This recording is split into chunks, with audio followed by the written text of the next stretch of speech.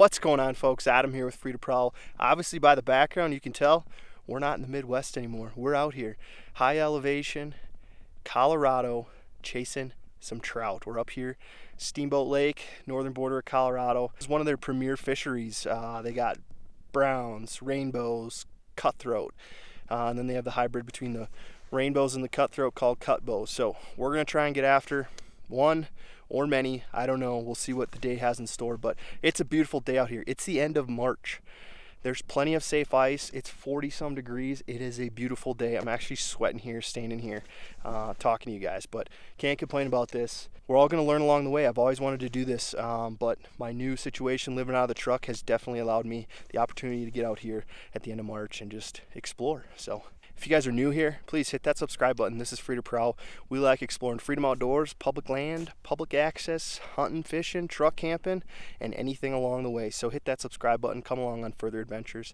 And without further ado, let's get to getting.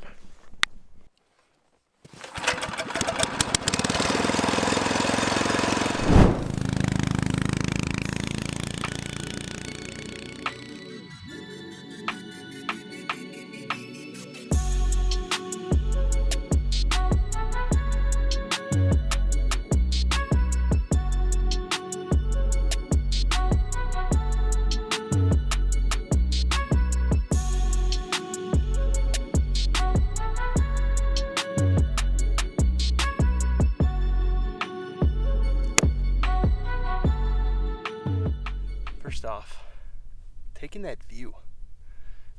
I know you guys can't see what I can see, but you can see back there, and that's freaking beautiful, man. It's a hell of a place to ice fish. So first off, I wanted to explain to you guys how, I guess, and where I'm starting to target these trout. A big thing here is these are reservoirs, and a lot of them have infiltration through creeks. Getting to be spring here, these trout are looking to get up those creeks, whether it's for spawning or for feed, etc. So they're starting to move towards that shallower water. There's some big, deep basins closer to the dam on this lake, but from 20 feet into 10 feet, that's where these fish are moving. Depends on the day. You know, it's a high pressure day, bluebird skies, so starting to target them a little bit deeper. And the one key feature I'm looking for is channels. So on the Garmin, you can see there's these pink lines. Those are all the creek channels. And I'm just trying to set up near those and use the Panoptics to scan out in front of me and look to see where those transitions are. You know, there might not be a major transition, it might only be a couple feet, but you'll be able to see, as I scan around with the Panoptics, you guys will be able to see the kind of the divot where it was. There's also seems to be some weeds or some type of structure in there. I think it's weeds. And then as we kind of pan, you guys will be able to see. So there you go. There's a fish hanging right next to the edge of the creek channel. It's just a small depression, but as we kind of spin, you might see it gets a little deeper. There you go. There's a better image of it. You can see that V shape, that V cut in there. That's exactly what these fish are relating to. Those channels, and then additionally in those channels, my assumption is they have some pretty fertile soil from the past, right? From sediment washing down. There's a good amount of weeds and structure in those creek channels as well. So that's the gist of how you can kind of come out here and find fish. You know, there's a lot of spots a little closer. You can go right out of the marina. There's creeks that come right out of the marina here at the Steamboat boat launch, but you can venture out and get away from people and find less pressured fish if you find some of these creeks. But we're gonna get the shanty set up right here, and we're gonna get to catching some fish.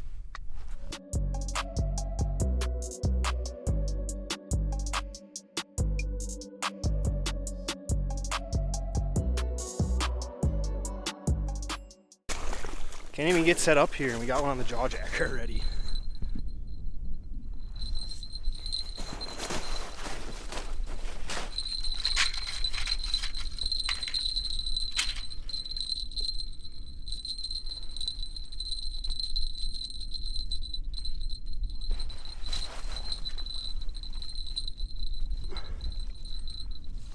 Oh yeah, look at that, fatty. We're here for They're extremely feisty. Oh, well, we lost them before we could get a picture. Can't complain about it. Look how beautiful it is out here. Catching rainbows. What an awesome time. Here's what we're running on this jawjacker. Just got a spawn sack on a red treble hook. Like to blend it in. I have a small split shot up here at the top of my leader. I'm running a 6-pound fluorocarbon leader, and then we just have that tied to braid on a this is a medium light Fenwick Ice Tech Elite. I think it's a 30-inch rod. Yeah. Bells, I don't really need the ice stopper bobber out here. It's too warm. The holes aren't freezing up. Plus they're down here, insulated a lot by snow. Actually the top of the water is probably 8 inches below the top of the snow right now. So I don't technically need this, but they're a pain in the ass to take on and off. So in a situation like this where I don't technically need it on, and I don't want to take it off because we could get some cold days here. Things could start freezing up. I just fill them with water from the hole, and then that way it sits there buoyant and straight. The only other thing I'm running here is just a little bobber here. I run it between the two eyelets right here. Just hook it on. It's just a foam bobber. All it does is keep some slack in that line like this, and then before that fish can take that hook and set the trigger, he takes a little bit of line out, makes sure he swallows the hook, then he sets the trigger and he's on. It's just something I found that works when these fish are kind of nipping at it or not taking it in fully. It just gives them a chance to swim away with it, get it in their mouth, set the hook. Limited spawn, but what I'm going to do is I'm using just a chartreuse. This is a Leech Lake butter spoon. Putting some mealworms on it, and I'm just going to jig that. Obviously they're trout. They chase larvae, they chase bugs, etc. So that's kind of the plan here. But I am just going to, they do like the spawn, so I'm just going to dip this in here. There's a lot of sliminess left in here from spawn sack, so I'm just going to dip that in there and get it all kind of slimied up. See if we can't jig one up. So a few things. Colorado. Got a fish under me there. Come on, you don't like the mealies?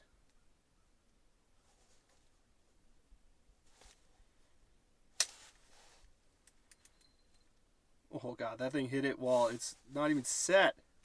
I just heard that. Oh god. I got a gnarly hook set on that one.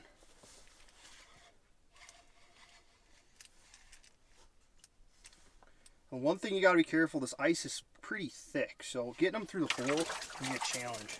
There we go. Gnarly hook set on that guy, but we got him through the hole. Alright, another just beautiful, I think that's a hen rainbow. The males get a lot darker, but beautiful fish right there. Set them free. It's Colorado. You're allowed 2 lines. Your normal fishing license comes with 1 line. If you're going to run 2 lines, you need to grab an extra rod stamp.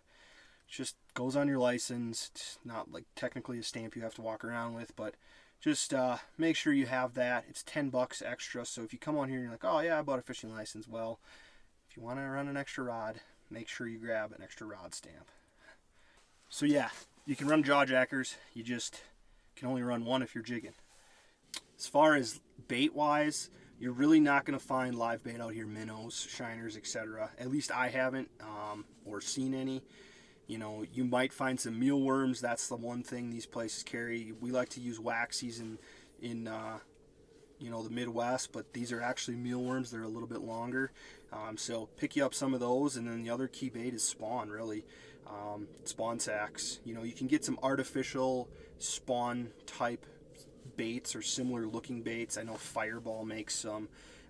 That can be key. But you can either come out with imitation spawn, or if you catch some females the first day, make sure you keep them and tie some spawn sacks with the roe in there. So that would be my major tips as far as getting out here. The other handy things to know, you know, you don't need to technically sit in a shanty, but the sun beats down on you out here significantly. The first day I was out, we were kind of socializing, just fishing for fun, drinking some beers. Yes, I do that sometimes, just sit on the ice and have some fun. But I didn't put on any sunscreen, and I got fried. My face was absolutely fried. So sunscreen or a shanty for protection. Make sure you're wearing sunglasses. It's super bright up here in the mountains. And maybe a set of snowshoes. You know, late season here, there gets to be a ton of snowpack and a ton of slush above the ice. So that's what we're dealing with right now. If you're just running a sled with your fishing gear and you're going to sit outside, snowshoes can help. Just trying to navigate some of this slush. It'll keep you on top so you're not post-holing through. But that's just what I've learned. Hopefully we can put some more fish on the ice.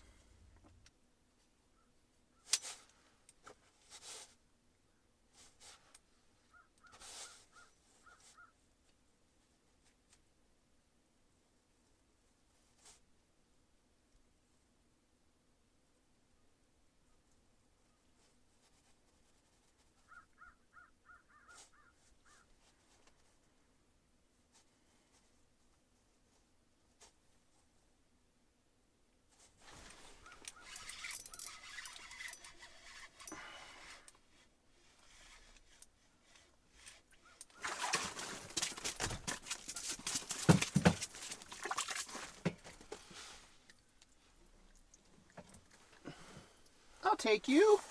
You just couldn't resist the old spoon, huh? Couldn't resist her. Just another healthy bow. Still looking for that size class, but they're here. What happened there? Hey, Crow. What are you doing?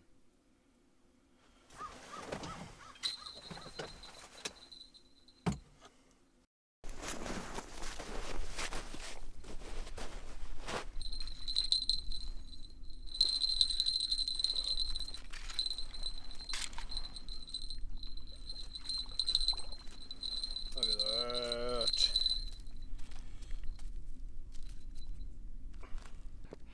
Got a beautiful male right there.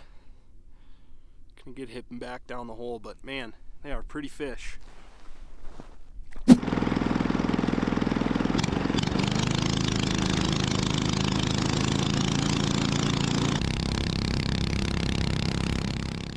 Just made a slight move over to the other side of the lake, kind of off a main basin.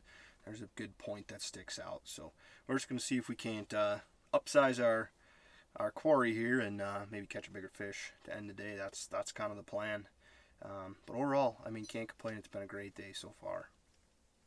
Catch a magnum. You want a magnum?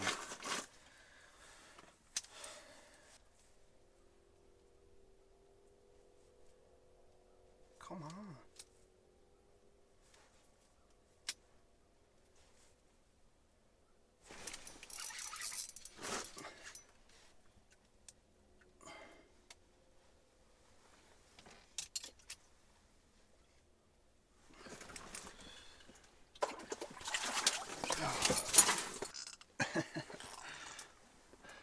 Chunker up high.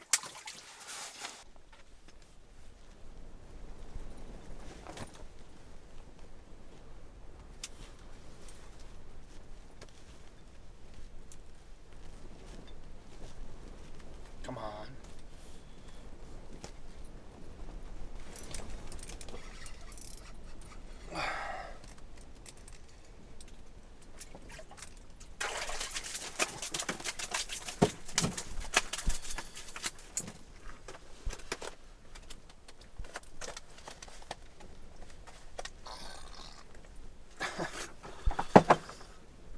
Little fatty.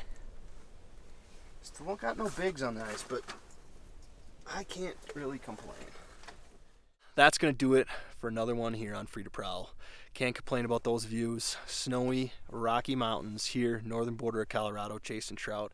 If you guys are looking to do something like this, Steamboat Lake, they have an awesome public access, public marina.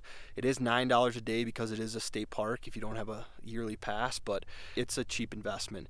You're allowed to park overnight, so I've been sleeping out of the truck at the launch and just kind of exploring. Something to come try. You know, these trout are fun to chase, plus you can't complain about this backdrop right here. So if you guys like what you see, please hit that subscribe button. We love bringing you guys on our outdoor adventures and exploring freedom outdoors. And as always, don't forget you are free to prowl, and please thank Vet for their service. We'll catch you on the next one.